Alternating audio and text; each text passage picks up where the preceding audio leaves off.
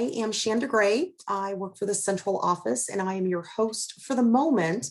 I'm going to have to step away here in a bit, and Emily Hudson will be stepping in for me to work with Megan, and will be helping folks with questions from the chat feature and moderating any questions at the end. We are recording this session so that you can go back and watch later again if you would like. Megan, our presenter, has indicated you are welcome to keep cameras on or off, whatever you're more comfortable with. We do ask you keep your mics off though, until she asks for questions or any input. And I think that is about it. You're welcome to use the chat feature, and otherwise I am going to turn this over to Megan Haggerty, and she can introduce herself further and inspire us all with the 7 habits of highly effective leaders. Megan, it's all yours. All right, thank you, Shanda. And thank you all for being here. I appreciate this audience on a Wednesday afternoon. It's almost dinner time here in Minnesota, so I will not keep you too long, but appreciate you joining us this evening. As Shanda said, my name is Megan Haggerty. I currently serve as the president of the Twin Cities Alumni Chapter in Minneapolis. And I have done this presentation a few times at different lead events. And so usually when I'm doing this presentation in person, I warn people that I tend to require some audience participation. And while that is a little bit more challenging virtually, I will still be asking for your participation.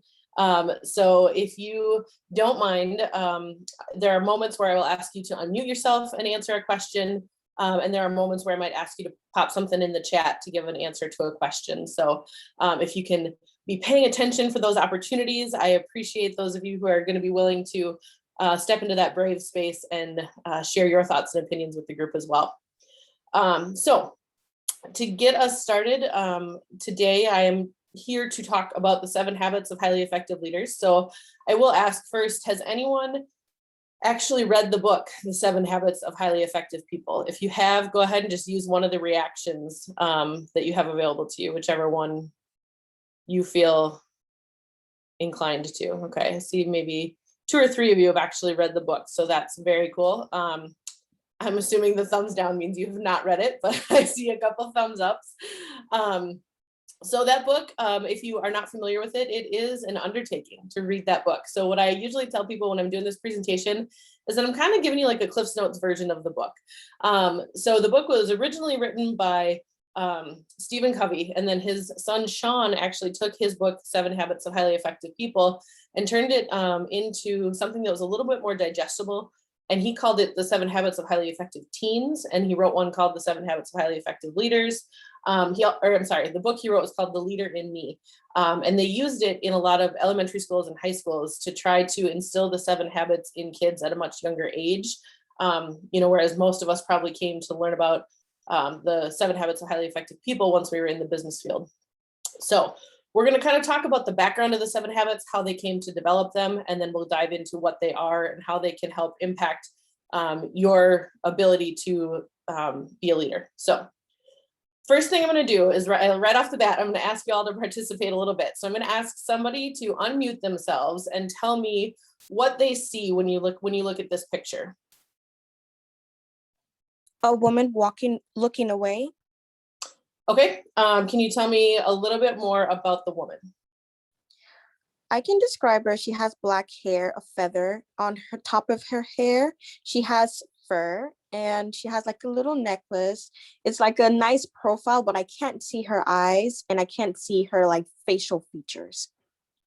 Perfect description. Thank you so much for that.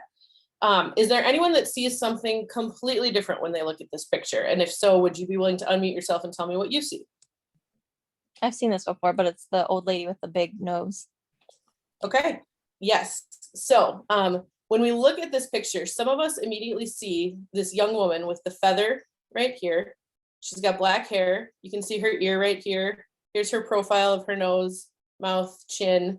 Looks like she's got a necklace on. Okay, so that's one perspective on this picture. The second perspective that was shared with us is an older woman. Here's her very large nose. This is actually her mouth, her chin. She's also wearing some sort of a fur and probably some sort of a headscarf here, right? So the idea behind looking at this photo and sharing our different perspectives on it is to just kind of talk about the idea that there can be two very different perspectives when we are looking at the same thing. So I'm actually going to do this again with a second picture. So again, I'm going to show another picture and I'm going to ask someone to unmute themselves and tell me what they see when they first look at this picture. I see a man playing a saxophone, basically just his shadow though. Okay. So you see the shadowy outline of a man playing a saxophone. Anyone see anything different when they look at this photo? Yeah, A woman's face. the first thing I see is the woman's face. Yeah. Okay. So again, you can see this guy with the big nose playing a saxophone. Or if you shift your perspective a little bit, here's the eyes, nose, and mouth of a woman's face, and it's the outline of a woman's face, right?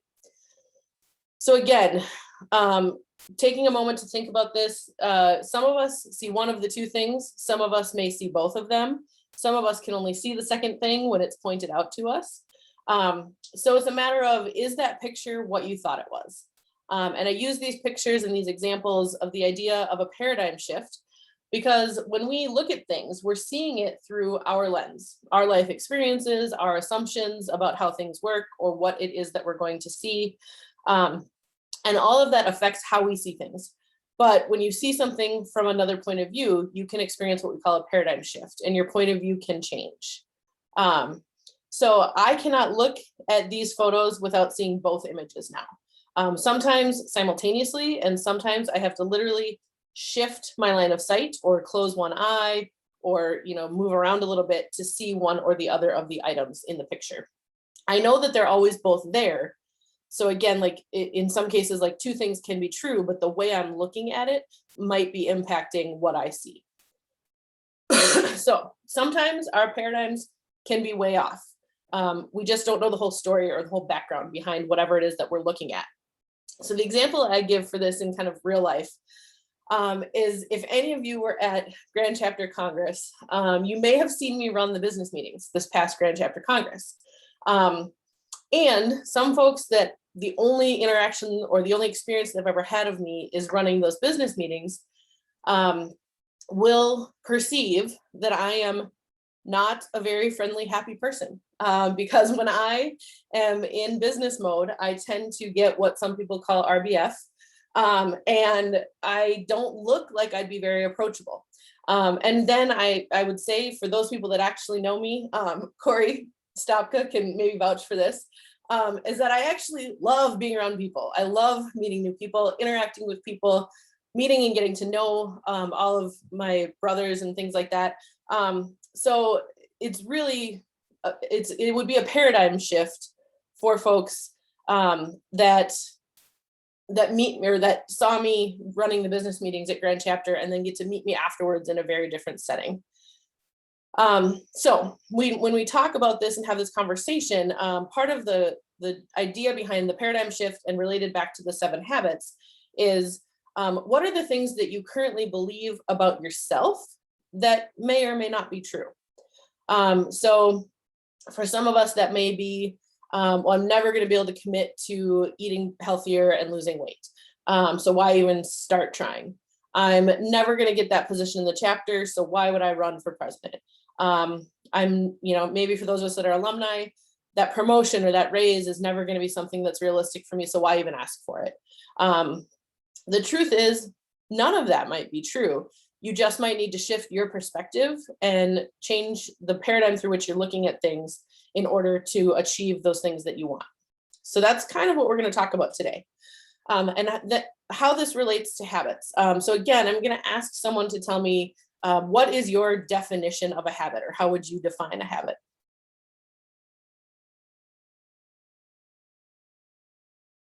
I can describe a habit as a routine that you do that requires discipline. You don't feel, even if you don't feel like you want to do it, you consistently do it all the time because that is your routine and that gives you balance. Yeah, that is a great description. So habits are typically things we do repeatedly. A lot of the times they're things we do without even thinking about them because we are on autopilot. So I haven't driven to work in a long time, but back when I was driving to work, I took the same route every day. Never even thought about it. Just got in my car and drove to work. That was a habit. So habits can be good or bad, or they can not really matter much. Like, did it matter which direction I went when I left the house for work? Probably not, but it was a habit to go the same way every week or every day. Again, something like whether you shower at night or in the morning doesn't really matter as long as you're showering. That, you know, when you do it or whatever, that the order of your routine doesn't really matter. It's just the fact that we have these habits and that they influence in some ways how we live our lives. So somebody either throw out, unmute and throw out some habits you have, or throw some stuff in the chat that I can read out. So we're going to just make a list of what some of your habits are right now, things that you do on a daily basis without even really thinking about them. Somebody right away said working out. That is awesome. That is not one of my habits, but I appreciate those that it is. Reading a book. Eating breakfast. Yeah, there's a lot of people that do that without even thinking about it in the morning.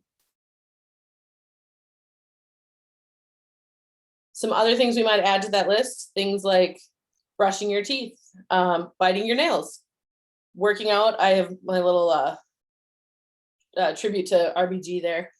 For some of us, for me, drinking Diet Coke is a habit, and I have tried several times to break myself of that habit, and I struggle. I don't do coffee in the mornings, but I will drink Diet Coke any time of day.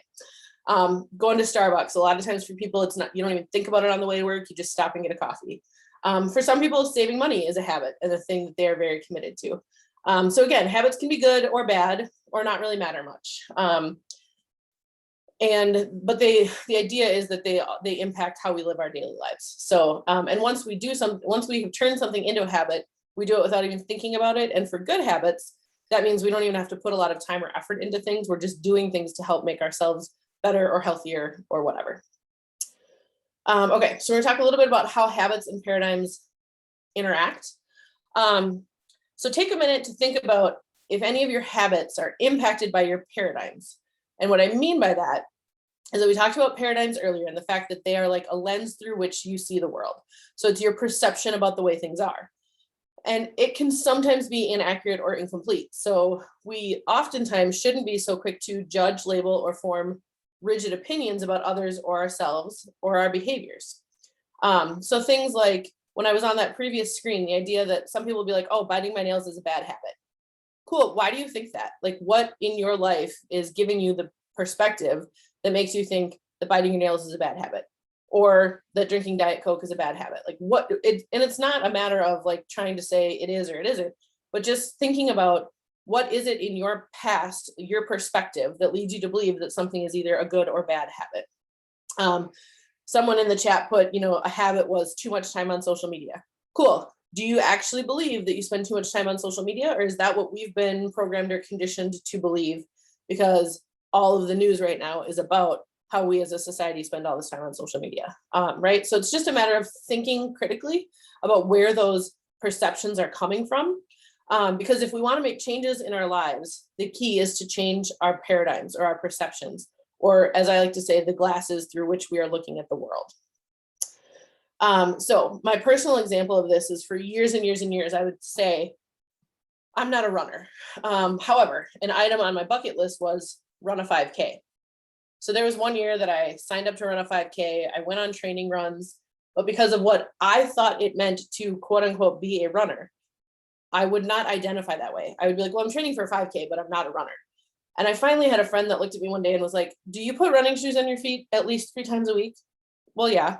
Do you run more than 10 steps at least 3 times a week? Well, yeah. Cool. Then you're a runner. So it's a matter of being able to shift your definition of what that means. Because for me, it was really easy to say, well, I'm going to skip my training run because I'm not really a runner anyway.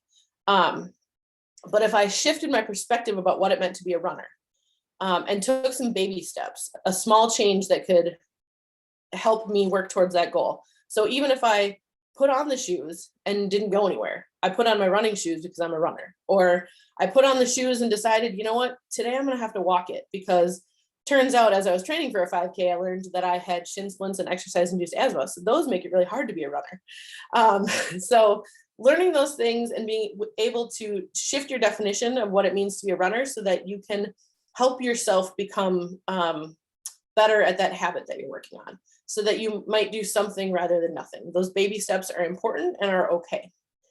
And so I share these quotes on habits and paradigms because where would we be if these folks had been right? Okay, so the president and founder of DEC, which was later acquired by Compaq, which was eventually sold to Hewlett Packard. Hopefully those are names that are familiar to some of you. But the president and founder of DEC said, there's no reason for any individual to have a computer in their home. And that was in 1977, which really not that long ago. And now we all carry a computer around in our pocket with us, right? Or I have one on my wrist, right? And so, what if we had just believed that person and never shifted our paradigm around that? Or the commissioner of patents in 1899 saying everything that can be invented has already been invented. Where would we be if we had just believed that and continued on with our lives? And again, those are kind of the big picture items. And so I add that third quote there. I used to be an academic advisor at the University of Minnesota. And so I add that third quote there. No one in my family has ever gone to college. Every first-gen college student has probably had that thought at some point in their lives. And what if they had believed that and never went to college?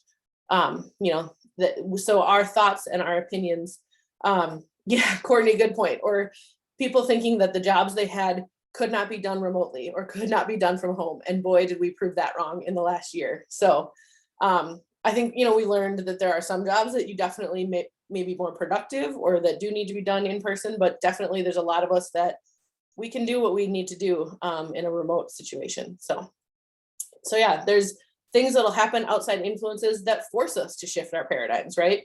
If we hadn't lived through a global pandemic, I'd probably still be going into an office every day. And instead that's no longer going to be the case for me. So, all right, so let's jump into what these 7 habits actually are. So the fact that you're here virtually, normally when I'm doing this presentation, at this point, I split you all up into small groups and have you define the habits. But because we're in a virtual setting and it's a little bit more challenging to do that and give you all the materials that you would need in order to do that, I'm going to just go through what the definition of each of the 7 habits is. And we're going to talk about some examples of everything. So the 7 habits are based on principles. So principles are, for those of you that don't remember, grade school science, are defined as natural laws. So for example, the gravity is a principle. If you throw an apple into the air, it will fall back down to earth. So it's something that is true regardless of context, location, or any external factor. You can't throw an apple up into the air and have it not fall back to earth. It's always going to be true. So they're universally true and self-evident. And so just like there are principles that govern the natural world, like gravity, the Coveys say that there are principles that govern human interactions. So the one example that they give is honesty. If you are honest with people, you will earn their trust. And they base the 7 habits on that type of principle, that there are certain things we can just know and believe to be true, regardless of anything else. So each of the 7 habits are based on a principle. So we're going to talk first about what they call the private victory. So the habits build upon each other. They are in order. They are 1 through 7 in a specific order. The first 3 habits are all about things that you can control with 0 outside help or influence. And I love this because it really hits on the fact that this all starts with you. Before you can influence others, and for me, this is true to my belief about leadership or leadership development. Before you can influence others, you need to be able to influence yourself. So you have to get your own act together before you can try to lead others. So when we look at the private victory, and you can see my homage to the Michael Jackson song there, starting with the person in the mirror, because that's really, I believe, where we all need to start. So being proactive is really about understanding that you're in the driver's seat of your life, that you're going to take responsibility for your decisions and the things that you do that are going to lead you in whatever direction you're choosing. That being said, the second piece, being begin with the end in mind, is the idea that you control your own destiny or someone else will. So you need to be road mapping your own life. You need to define your own mission and set your own goals.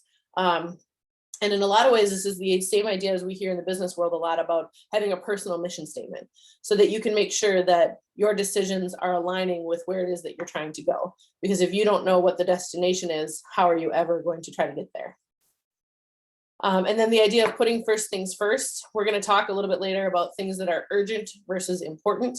And they talk about kind of the 4 quadrants of getting things done, and how they define those. So we'll talk about that a little bit later too. But really the idea here is prioritizing and doing the most important things first. We call this the private victory because you are the only one who really knows what's going on when you're working on this. You are learning to keep your promises to yourself and live up to your own values and principles. And it has nothing to do with anyone else. So you don't have to worry about anybody else influencing your ability to live by these 3 principles. So they liken this to the idea of having a bank account, and it's your personal bank account. So it's how you feel about yourself is the equivalent of this bank account. And you can make deposits into your bank account and take withdrawals from your personal bank account with the things that you think, say, and do. So I want you to take just 10 seconds and look at this, like what's a deposit, what's a withdrawal, and think a little bit about how is your personal bank account right now? How are you doing on things like keeping promises to yourself, giving yourself grace, being honest with yourself, making sure that you're using your talents every day? Those are all the things that are giving you a positive balance in your bank account. And then when you look at the withdrawals, are there times when you maybe aren't honest with yourself, that you're wearing yourself out, that you're beating yourself up about something? Those are all kind of, again, the withdrawals from your personal bank account. So think for a little bit about, how are you right now? Do you feel like you have a positive balance with yourself? Or do you feel like you might have a negative balance with yourself?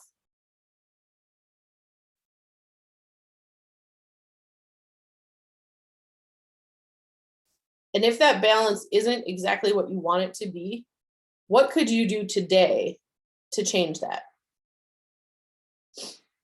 So this is something that I work on a lot.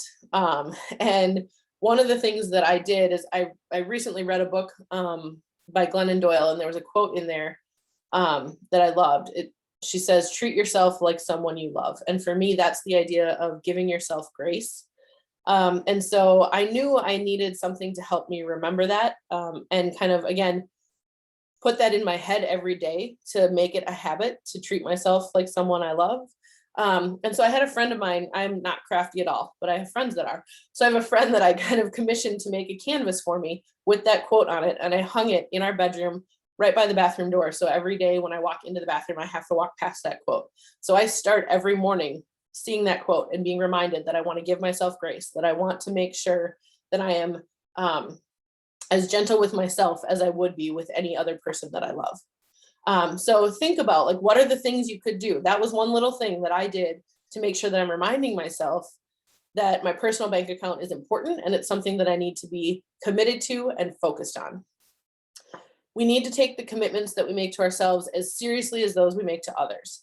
And yet we are usually the ones that we are most willing to sacrifice. So again, my example here is, how easy is it, at least for me, to skip a workout when a friend calls and says, you want to go, to happy hour or something like that. So if you're committed to yourself that you want to get the workout in, that might mean that you can still say to the friend, like, yes, I want to hang out and let's go walk around one of the lakes in Minneapolis instead of, going to the happy hour. Or, yes, I want to hang out, but I need you to give me an hour so that I can get a 30-minute workout in before I meet you. But it's important to know that you're going to be as committed to keeping your promises to yourself as you are to other people. And this is one that, I'll be honest, I struggle with sometimes. So it's important to remember that it's not selfish to put yourself first. Sometimes you need to make sure that you are taking care of yourself and keeping your promises to yourself. So I want you to think right now about something that you could do, something you could commit to right now that you're going to do to start working on developing a positive habit for yourself. So again, the idea of being okay with baby steps. And I tend to use walking or running as a metaphor in a lot of these, or as an example in a lot of these, because that's kind of usually what I'm working on. So the idea that you don't have to be going from like couch potato to I'm going to run a 5K tomorrow, but start with like, okay, right now I'm going to commit to starting tomorrow. I'll get 5,000 steps a day for a week. So it can be something small. Are you going to start taking the stairs instead of an elevator? If you're wanting to work on building your network, how are you going to find ways to maybe introduce yourself to 5 new people on LinkedIn this week? You know, if you're wanting to work on doing service to others, pay for coffee at the person behind you at Starbucks tomorrow. Perhaps forgiving yourself when you deserve it is something you want to work on. So take a few minutes to yourself right now. And when I say a few minutes, I really mean I'm probably going to give you about 30 seconds to a minute to think about what do you want to start working on today that you're going to commit to.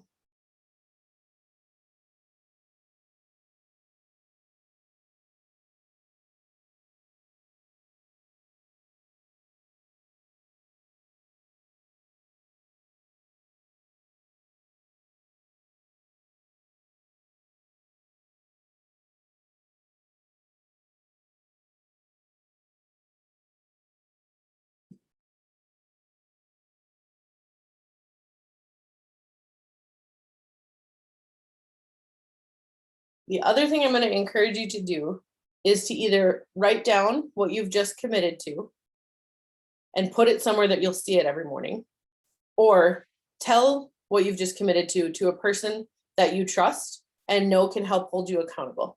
So there's a lot of research out there that says that if we write down our goals or say them out loud to someone, that we are much more likely to stick to them.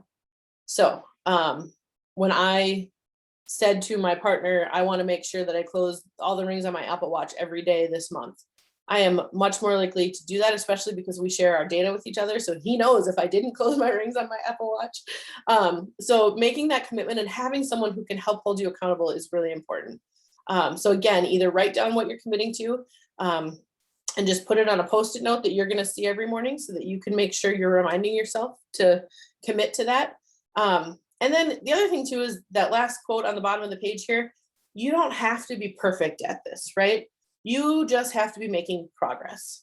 So when you look at this as like a bank account, if your goal is to deposit $10 and all you've got this month is $5, you're still putting a positive deposit into that bank account. You are still contributing instead of withdrawing. So every little bit counts as long as you're helping push yourself towards the goals that you want to achieve. And again, I try to give examples of these things as I talk about them. One of mine is that, you know, I had on my bucket list to run a 5K. And when I wrote that down, I wanted to run every single step of a 5K. And then when I started training to run the 5K, I realized, like I said, that I have exercise-induced asthma and shin splints.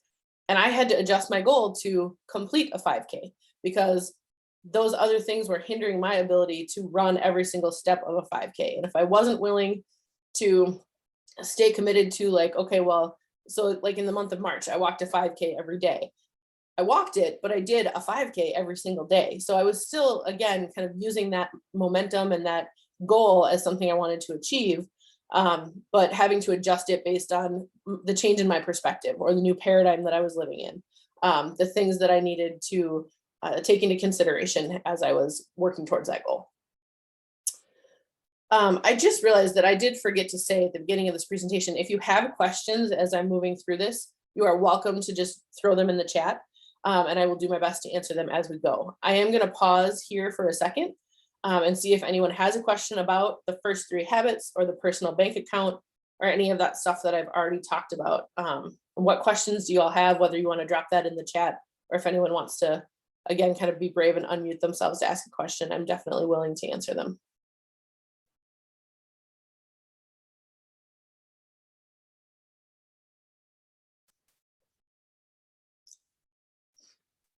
All right, and I don't see any coming in, so I'm going to move forward. But if you do have any, feel free to, again, drop them in the chat and I will definitely answer them for you. So the second set of 3 habits that we're going to talk about is what we call the public victory. So after we've worked on making our commitments to ourselves and being willing to hold ourselves accountable, then we can start to work on our relationships with others.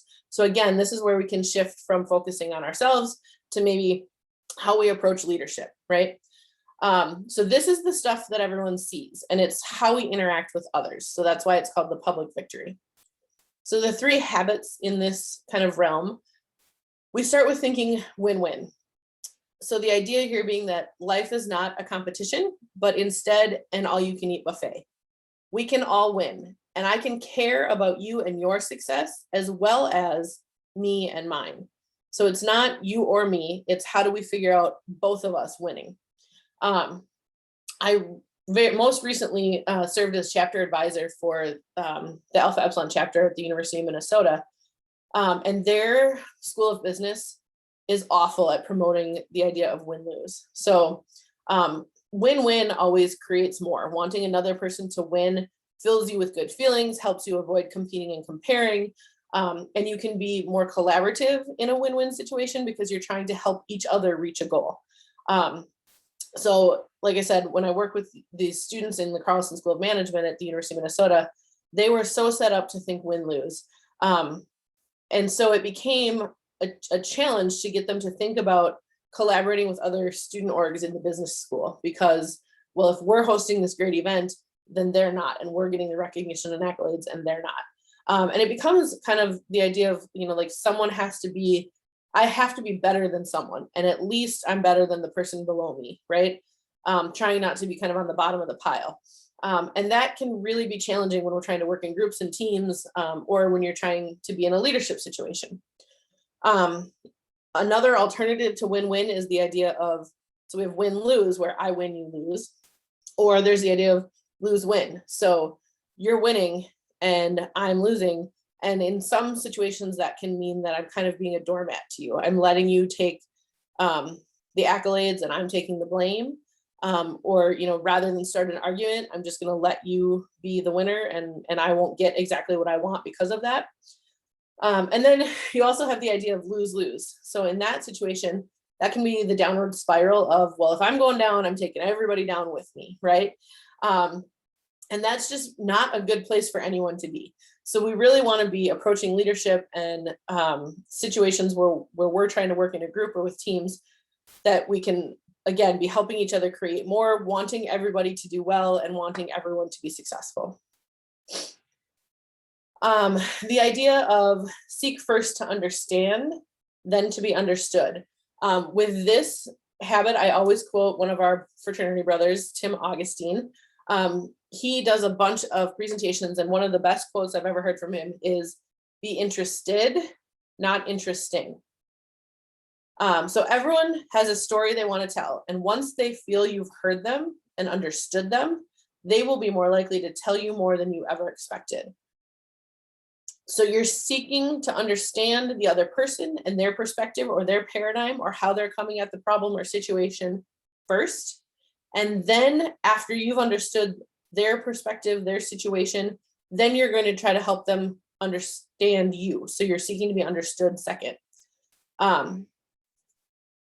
So when people are asked to list their fears, number 2 is typically death. Anybody know what it comes right behind?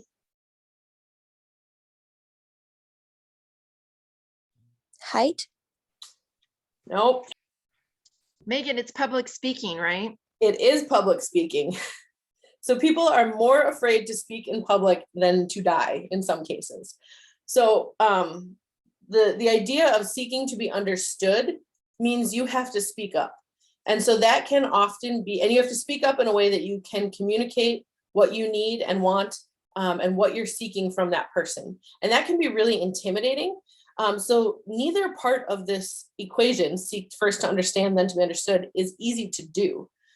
Seeking to understand takes compassion, and seeking to be understood takes courage. So you have to be willing to share your opinions and be vulnerable, and then be willing to also hear the other person and kind of hold them in a space where they can feel comfortable sharing their opinions and being vulnerable with you. So this takes a lot of work. It's not an easy thing to do. And it's something that, we all, a lot of times I think we need to reframe how we approach conversations, because A lot of times, and I know I'm guilty of this, is that I will rehearse a conversation in my head and I will know all of the bullet points I'm going to have in order to win that conversation. And really, when we think about, this and the idea of being a good leader in this context, is that if I'm trying to win the conversation, I'm completely missing the point, right? Is that I want to make sure that I am hearing the other person, understanding where they're coming from, and then spending time making sure they understand my side of the perspective as well. When we talk about the idea of synergize, this is where we want to celebrate differences. There's a lot of cheesy ways to say it, things like teamwork doesn't seem work, but essentially we're looking to find new and better ways to do things, where 2 or more people working together are achieving more than either of them could have alone. So everyone brings different strengths and talents to the table, and together we are stronger as a whole. And I pair this with one of my other passions in life, which is, if anyone has ever heard of Strengths Quest or Strengths Finder, I absolutely love that system as well. And so when you take this idea of synergize and pair it with the Strengths Finder or Strengths Quest assessment, where that assessment is designed to help you figure out what you are naturally best at. And so if I, in my leadership roles, am going to help my group synergize, then I'm going to be able to figure out, like, Emily's really good at this, and Ray's really good at this, and Gus is really good at this. And so how do I make sure that they are using their strengths individually to make our team stronger? And that's really the idea of synergize, is how do I make sure that everyone individually is building on their own talents and strengths to make the team more successful? So that's really kind of the whole idea behind synergize. And I just love how well it pairs with strengths, because I'm kind of obsessed with strengths as well. All right, so now we're going to talk about this idea of the relationship bank account. So we talked about the personal bank account, the deposits and withdrawals that you are making with yourself. So much like that, you have a relationship bank account with every single person you ever meet or interact with. So if you smile and say hello, you've just opened an account with that person and made a deposit. If you ignore the person as you're walking down the street, you've still opened an account with them, and maybe, you haven't made a positive deposit in that situation. The thing I love about relationship bank accounts is that they never close. So that's why, for some of us, we can run into a friend that we haven't seen in years. And you'll hear this all the time, like, oh yeah, we won't see each other for years, but we pick right back up where we were. It's easy to do when there's been so many positive interactions, so many deposits into that bank account, that you're like, no, this is a good person. And it doesn't matter that I haven't talked to them in 5 years. I'm still going to be invested in spending time with them, because you know that interaction is going to put positive things into your bank account, right?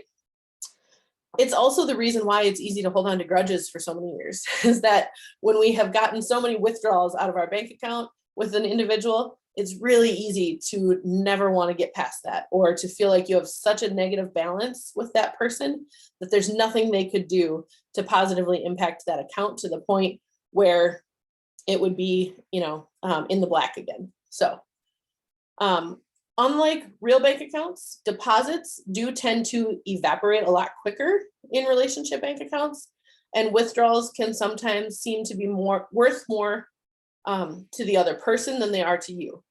Or we may all consider different things deposits or withdrawals, right? So I am someone who knows myself to be consistently late when I'm supposed to be somewhere. So if somebody else shows up late to meet me, doesn't even faze me, because I do that quite often as well. But I know other people who feel like when I'm late to meet them, then I am saying to them, I don't value their time as much as my own, or I don't think it was an important thing to meet them or honor the time that we've agreed to, meet up. And so that's a withdrawal from our bank account when I show up late. And so it's sometimes the challenge about relationship bank accounts is that you don't know that you're making a withdrawal when the other person believes that you've just taken the whole account into the red, right? And so this is an important piece of why communication is so important. And that idea, again, of seeking to understand someone else, so that when you are doing things that they consider taking a withdrawal from your joint account. one of my favorite quotes that I love about, or that I think relates to the relationship bank account is happiness is like perfume. You can't give it away without getting a little bit on yourself. So if you're making a deposit into a relationship bank account, odds are you're going to feel some sort of positive effects from that as well. So I want you to think for a second on this idea of what are the deposits and withdrawals that you might make with others or that folks might make with you. What do you feel like is the most powerful deposit someone could make into their relationship bank account with you? So is that, again, being on time when you've said that you were going to meet at a certain place? Is it doing an act of service for you? I always laugh because my partner does stuff like this all the time where like he will notice that my phone isn't plugged in and I fell asleep, on the couch, and he'll make sure he plugs it in for me. And little things like that kind of show that he has care and concern for me, are those deposits into that relationship bank account. So a couple of other things I'll say here is it's important to know when you have a relationship that's really important to you, it's important to have a conversation with that person about what are, and you don't have to use this language, but what are the deposits? What are the things that are important to them that you want to make sure that you're aware of so that you can be making deposits into that relationship bank account? For a lot of people, they connect this to the idea of the love languages, if you've ever heard about them or read that book. So, for some people, it's quality time. And so again, when you've said that you would spend time with this person, not canceling on that because something else came up or something like that. Or it could be, like I said, the acts of service. So little things like doing the laundry for your roommate or cleaning the bathroom or the kitchen so they don't have to, that kind of thing. So knowing how the other person wants those deposits coming into the account. And then also, again, just as important, knowing what are those things that they are going to consider withdrawals that you may or may not agree, but if you know that they consider this a withdrawal from the account, then you can be aware of that and try to avoid it. All right, the very last habit is the idea of renewal. And so, again, as I said before, these all go in order. 1 through 3 are focusing on you and keeping promises to yourself. 4, 5, and 6 are about relationships with others, keeping promises to other people. Renewal is really all about things that nurture you. So things that help breathe life and vitality into all of your other habits. So there's 4 dimensions to this. So there's the physical dimension. So those are things like exercising, eating healthy, sleeping well, making sure you have time to relax. The mental dimension, reading, learning, writing, developing new skills, making sure you give yourself time for that. There's the emotional dimension. So it's spending time on relationships, doing acts of service, making sure that you're laughing and enjoying life. And then there's the spiritual dimension and whatever that looks like for you, whether that's meditation, keeping a journal, praying, so when you look at the idea of renewal, it can mean something different. I'm sure if I asked each of us to name what would be the things that we feel like fall into these 4 categories for us, that it would look different for every person in this room right now. So the idea of renewal is just making sure that after you've done the hard work of the other 6 habits, after you've done the work of trying to move through all those other 6 pieces, that you take this time to kind of renew and refresh, because that's what's going to make you feel energized and ready to continue tackling the other 6 habits. So we can't do any of those things if we aren't also taking care of ourselves in this idea of renewal. We also can't just jump to renewal without doing the hard work of all the other habits first. So take a minute to think about kind of what does renewal look like to you, and what might that feel like, what might be the things that you would want to do to bring yourself renewal, excuse me, after you've done that hard work of the habits.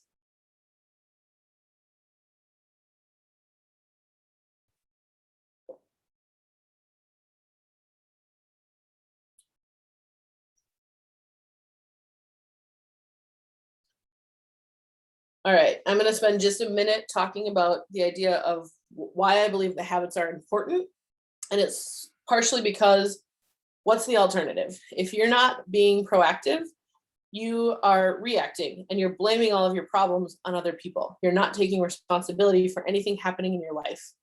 So I used to be an adjunct instructor at the University of Minnesota. And one of my biggest pet peeves was when students would say, well, you gave me a bad grade. And I always rebutted that with, did I give it to you or did you earn it?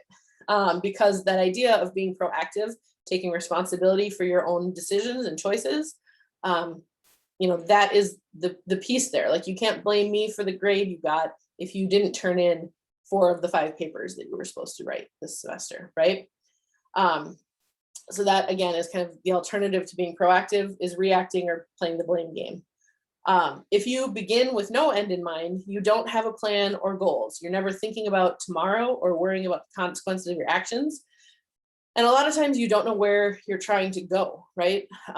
If you didn't have the idea that you wanted to run the 5K, you would never lace up the tennis shoes. And so you have to start with knowing what it is you're trying to achieve in order to make sure that you can get there. If we're not putting first things first, we're putting first things last. So why do today what you can put off until tomorrow? If you get all the things that are meaningless done first, you'll be able to really focus on the things that are important, right? That's like the procrastinator's motto. I work best under pressure, so I'll just do that thing when there's a time limit, and then I'll get it done better. And that's, I mentioned earlier, the idea of working on things that are urgent versus things that are important. So if you read the book, they talk about the 4 quadrants, and where they put the most productivity is if you're working on things that are important but not urgent. So if you're working on a thing that you feel needs your time and attention before it's to the point where, like, this paper is due tomorrow, that's where you're actually going to be the most productive. So that's the quadrant that you want to kind of spend your time in, and where you want to try to spend the most of your energy. If you're not thinking win-win, then you are likely seeing life as a competition. Whereas if others win, then you must be losing. So other people's successes have to be your failures. And I think about this when we look at, like, the business world, where, like, if I can't be happy for my colleagues, my brothers who are achieving and doing great things in their lives, man, that's a bummer of a way to kind of be approaching it, right? And there's that idea then too, like, if it looks like you're going to lose, you're going to take as many people down with you as you can. Neither of those sound very fun to me. And so I think, the alternative to this obviously being then thinking win-win and trying to help boost other people up.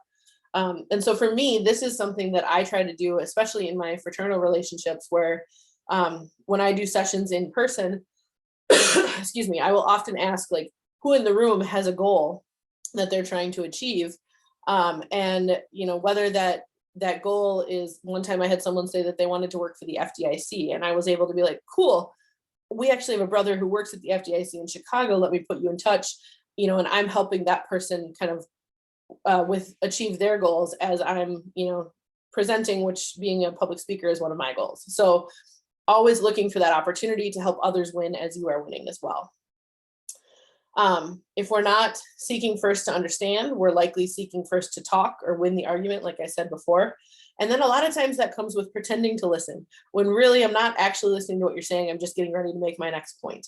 And if you've ever talked to someone who comes at conversations with that approach, odds are you don't enjoy having multiple conversations with them, right? Nobody wants to be in a conversation where people are only pretending to listen to you, and really it's only concerned with their opinion or being right.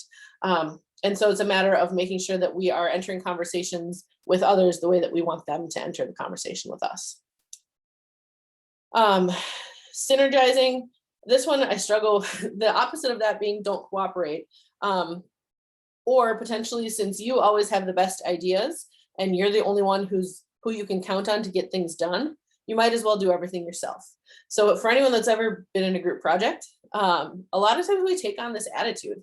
We look at, like, well, the only way I know that this group project is going to get done and that I'm going to get a good grade on it, or that my boss is going to be satisfied with it, is if I just do all the work myself. And if we come at this with that attitude, we're immediately writing off the people we're working with and not even giving them the opportunity to prove that they can be the team player, or not recognizing that they have talents and skills that they can bring to the team that might help us be more successful.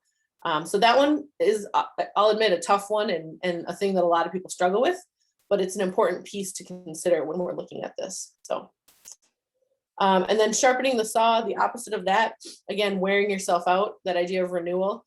The opposite of that, keeping yourself so busy that you don't have time to take time for yourself to reflect or learn or exercise or do the things that truly inspire you and help you become more re-energized in order to, again, do the work of the other habits. So that's a very quick overview of the alternative to all of the habits. And that is also the end of the formal presentation that I have prepared. I do provide the resources here of all of the books that I have used to help me in creating this presentation. I have read most of all these books. I never did make it through the entire thing with the 7 Habits of Highly Effective People. I went the route of reading the versions that Stephen had written or that Sean had written to make it a little bit easier to digest. But so I do admit that openly. But these are all the books. If you are interested in something, even though it says it's designed for teens, the 7 Habits of Highly Effective Teens workbook is actually kind of a nice, like, it takes you through the steps of like defining your goals and how you can implement these habits in your life. So if this is something that kind of sparked your interest and you want to potentially do more learning on this topic, I would definitely recommend that as an option for you because it is a really good kind of, walks you through everything at your own pace. So yeah, that is what I have. I'm certainly willing to take questions if anyone has any. And as I always do when I am leading a presentation for Delta SIGs, I have dropped my LinkedIn in the chat. And so if you want to connect there, I am happy to do so. And like I said, one of my favorite things is to help you all figure out how to achieve your goals. I'm an academic advisor by profession. And so that was my job, was helping students figure out where they want to go next or how they achieve their next goals. And so I'm happy to do that for students or alumni. If you have goals and want to use your network to connect with folks, I'm happy to be that connector for you. So.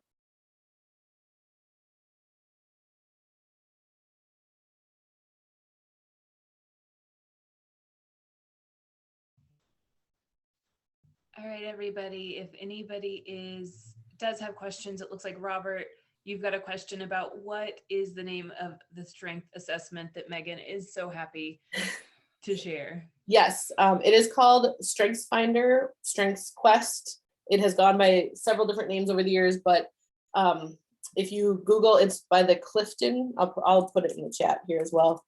If you Google Clifton Strengths, you should be able to find it. And it's relatively inexpensive. I want to say it was like $20 or less to actually take the assessment. And then it kicks back to you your top 5, they call it your top 5 talents. So things that you are just naturally good at. And it'll actually kind of walk you through like how might you utilize those things in your everyday work in order to make sure that you are being as successful as you possibly can.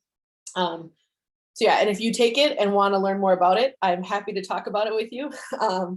I actually am a trained certified strengths coach. So I'm happy to talk through that with you once you have results. And there is a student version for anybody who's wondering that as well. Yeah, and actually, if any of you are students, there are a lot of career centers that will have free codes that they will give out to students for that and or other assessments. So if you're not familiar with that, I would encourage you to connect with the Career Center on your campus. And actually, for some of you, even like an alumni association from your university may have a similar opportunity. So connect with either your Career Center or your alumni association and see if they will give you, sometimes they have free codes that they can offer to folks. So.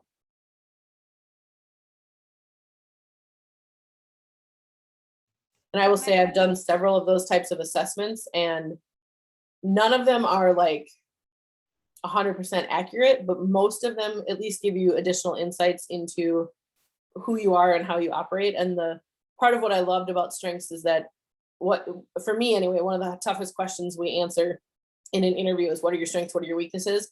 And that gave me kind of like a lens and a frame to talk about that stuff in a way that made sense for, corporate work or business, and answering those interview questions. So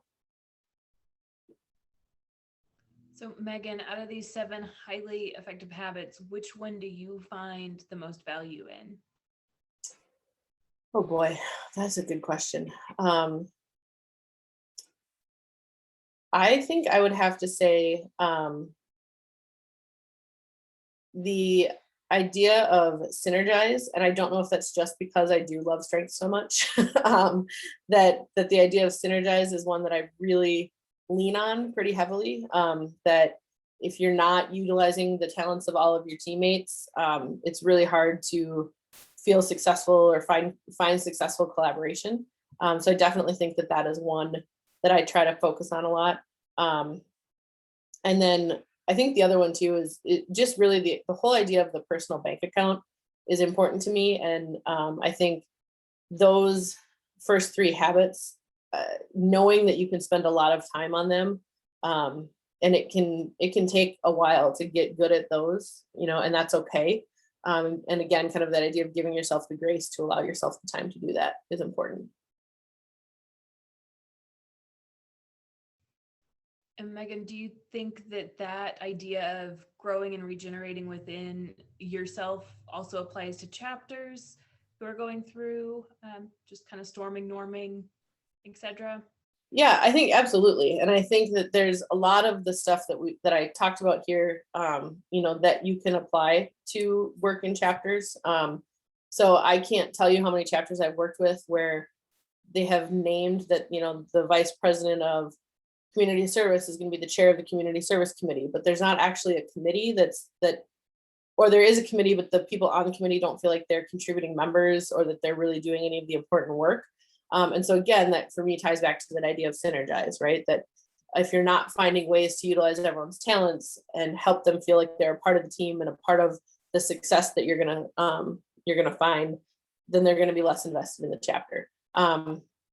So yeah, I think that there's a lot of connections here to how we operate in Delta Sig and in the business world, especially when you look at those second 3 habits. And if you're gonna think about stepping into a leadership role within your chapter or maybe a management role within your organization, especially with, something like, running for a position in a chapter, even if you're not the one who wins the election, how do you still think win-win? Or if you are the one who wins the election, how do you still think win-win? How do you, maybe that's turning to the person, who just ran against you and saying, you had some really good ideas in your campaign. Would you want to be on my committee to help, still move these ideas forward, or to help still better the chapter, even though you're not the person who might have the formal title, and that can take a lot of courage, and it takes being humble to be able to go to the person, who didn't win and say, I'd really like to partner with you on this, and being genuine about that. But I think that, again, if you're willing to do that and you're willing to look at it from that perspective, we can end up, as a chapter, having a lot better outcome. Well, thank you, Megan. Anybody else who's got questions, please feel free to reach out to Megan. You have her LinkedIn. You can find her on the national website, in any number of places. And feel free to reach out to Shanda if you have questions as well. Thank you guys, and I hope you have a great night. Thank you so much, Megan. I got a lot out of this, and I'm sure that our participants did as well. Yeah, thank you all. It was a lovely way to spend an hour this evening. So